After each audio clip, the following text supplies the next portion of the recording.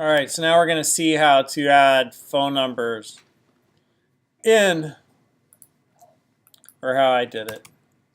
There's always more than one way to skin a cat.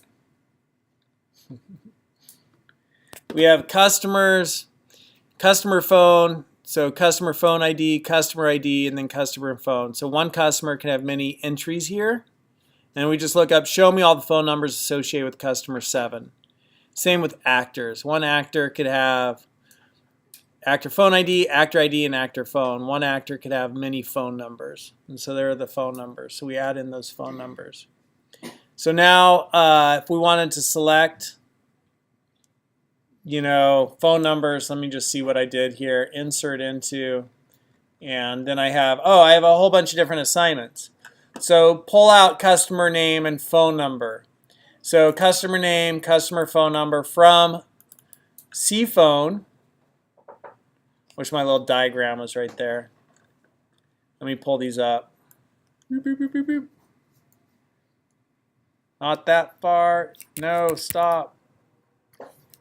My mouse is not working. Okay.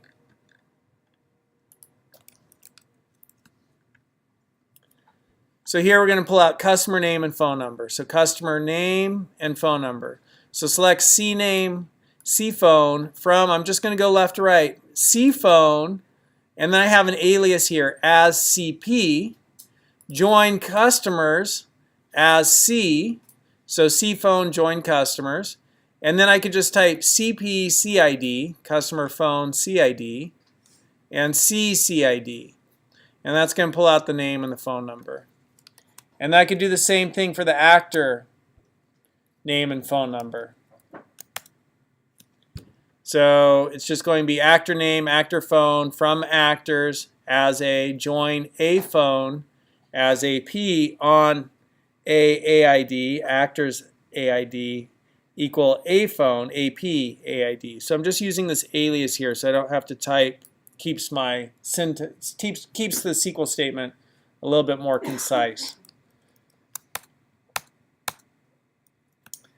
And pull out customer name, so customer name, customer phone number, actor name, actor phone number, right? So customer name, customer phone number, actor name, actor phone number. So select CNAME, CPhone, actor name, actor phone, from, and then just left to right. Starting with the left, CPhone table as CP. Join customers, right? I'm going left to right up here. So CPhone, join customers. Take this set, join it to this set as C on CP CID, customer phone CID, equal customer CID. Then take all of that set and join it to rentals. Next step over as R on C CID, customer CID, rentals CID.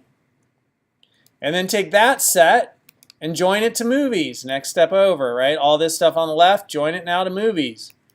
And then we have as M on R.MID equals MMID. And then take that set and join it to the next one over, MovieCast. As MC on movies MID, MovieCast MID. And then take that set and join it to actors. As A on MC, MovieCast ID, actor ID equals actors actor ID, and then take that set and join it to a phone as AP on actors actor ID AID equals a phone AID. So when we run all that,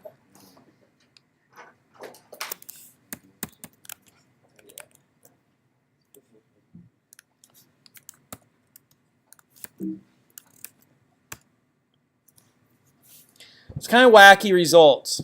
We're getting another little bit of a Cartesian product. So, you got to make sure your results make sense. So we got the... I have a question about that, because that last phone number entry, Yeah? it's with a comma.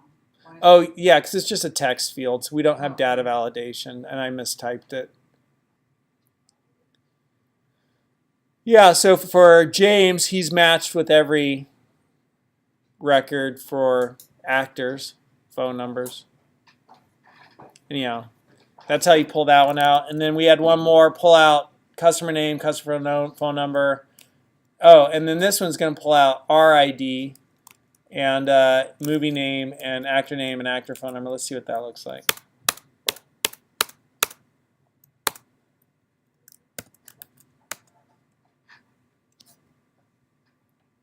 So here we have RID, and RID is rental ID.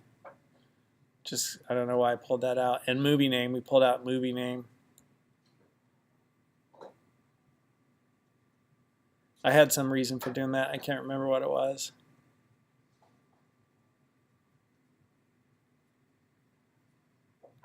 Anyhow, the main point is you're learning how to join all those tables together, and you just kind of like connect them with join.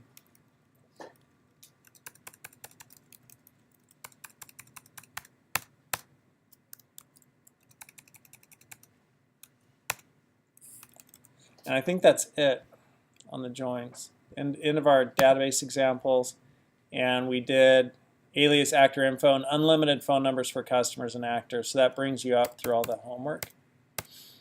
And then the last thing is there's an exam on Wednesday, so we'll take that. We'll do a little review for that right now. But I'm